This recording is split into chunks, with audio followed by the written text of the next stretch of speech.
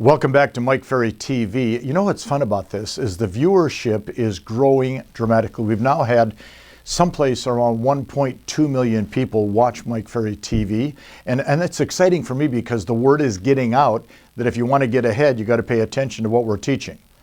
I want to start by looking at the fact that here we are in Thanksgiving week in the U.S. Of course, Thanksgiving in Canada was, of course, in the month of October. But here we are in Thanksgiving week. It's a short week. So I want to start with the fact that all I've been saying since January to all of our customers is this: 4 words that determine the level of success we achieve. And the 4 words are, of course, mindset, what is going on in here at a given moment about something, somebody, a situation that takes place, a buyer, a seller, a prospect. What is going on in your head? Are you looking at a prospect as a potential transaction? Or are you looking at a prospect as being a pain in the neck? That is a mindset. Are you looking at what you're doing in a positive way that brings better results? Or are you saying to yourself, why do I have to do that again? That's a mindset. So what we've worked on all year is trying to help real estate people understand that when the economy is as good and as strong as it's been, this is what's going to be a deciding factor, what's going on in your head. The second word, of course, is the word skills. We've talked about it virtually for 40 years now, skills. Do you know what to say? Do you know what to do to cause a transaction to take place? And if you don't, you're not going to get the transactions you want. This is a skill-based business. Selling is skills, okay? If you just understand that anybody that's going to perform at a high level in any type of business, sales profession, there's certain skills required. Do you know the skills? Do you manage your time? Do you know how to prospect? Do you lead follow-up? Do you pre-qualify? Do you make professional presentations?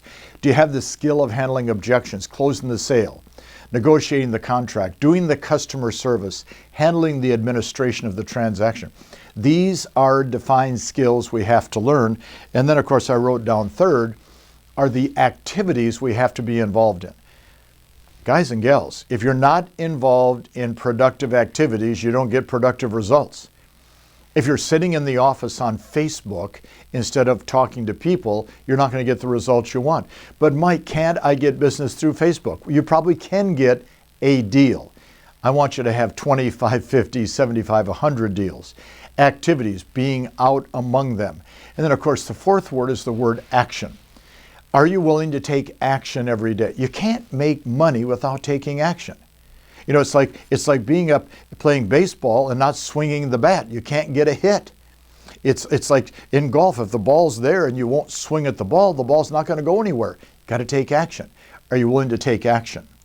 So at an event I did a couple weeks ago, I was talking to the group about a series of thoughts to help them get their mindset in shape for the balance of this year and all of next year. I want to share with you some of those thoughts that I talked to this group about. This group was great. There was 250 of them. They were excited. You know what's fun? I talked to 250 agents in one company. 125 of them signed up that day to go to the production retreat in January in Las Vegas. By the way, are you planning on attending? It's okay if you do. Here's what I told them. You got to remember to start every day at 0. You got to start every day at 0. When you get up in the morning, you have to get the mindset that you have no prospects, no leads, no listings, no sales, no escrows, no pendings, no money in the bank. So you aggressively go out and work every single day. Because see, what happens to a lot of us in real estate, you know, if you're making $5,000, $10,000, $15,000 per sale, which is what most of you will make depending upon your average sales price. If you're making $10,000, $12,000 per sale, and you left a job years ago making $40,000 a year, and now you have the opportunity to make $100,000, $300,000, $500,000, it's hard to get motivated every day to do your job. So what I try to convince people to do is start at 0.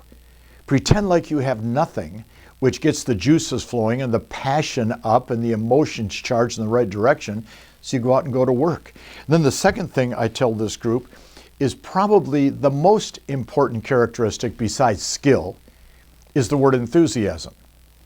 If you're not excited about what you do, guess what? Nobody wants to be around you. Enthusiasm attracts people. Enthusiasm brings people to you.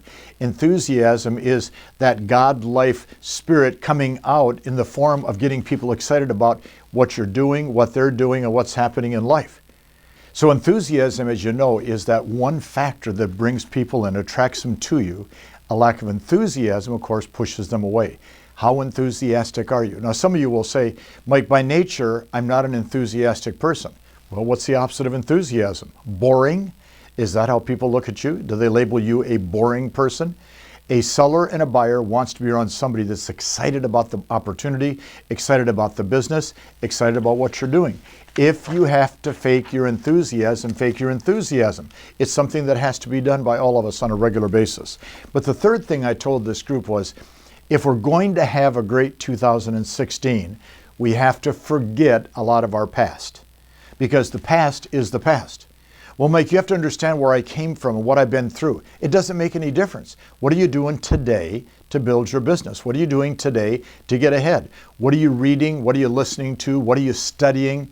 Who are you watching? Who's your mentor? Who's helping you get ahead? See, you can erase your past by having a lot of great thoughts put in your head today. And then I told this group something that was probably the most important. We know that in November and December, it is very common for the market to slow down a little bit, 10% maybe. But here's the good news. When the market slows down 10%, 90% of the agents quit working. Why? The agents that have not achieved the goals they've set for the year stop by November 15th and wait until January 5th. The agents that have had great success start slowing down dramatically. If we only have a 10% reduction in transactions and 90% less agents playing the game, look at the opportunity for you to go out and do business. So what are we saying to you? Don't let the market control your income. Only you can control your income. Why would the market be the control of your income? There's going to be listings, there's going to be sales, there's going to be transactions. How many of those would you like to have? I want you, the next point I gave them, and I want you to do the same. I want you to look at all of 2015. You've had at least one or two outstanding production months.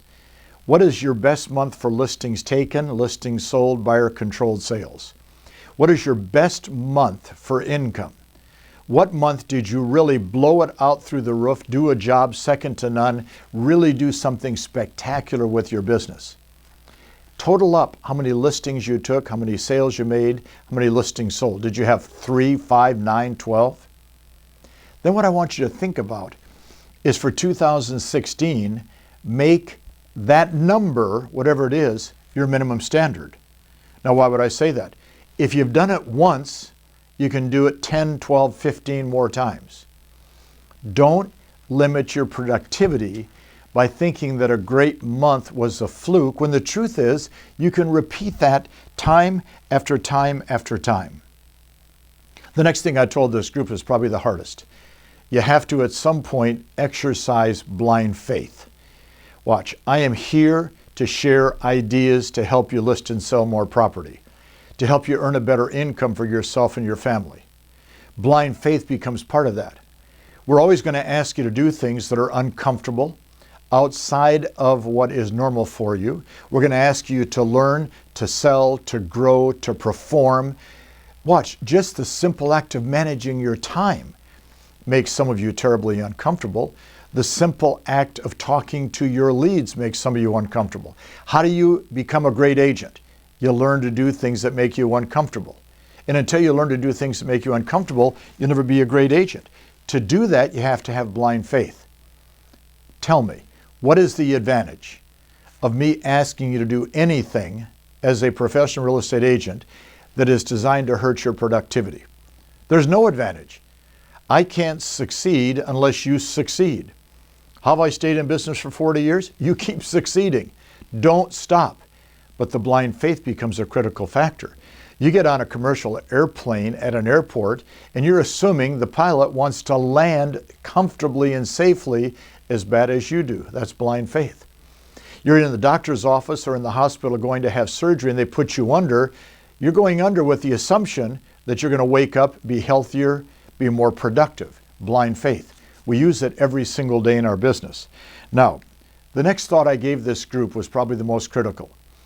Let's, between now and the end of the year, we have what, 4 weeks left.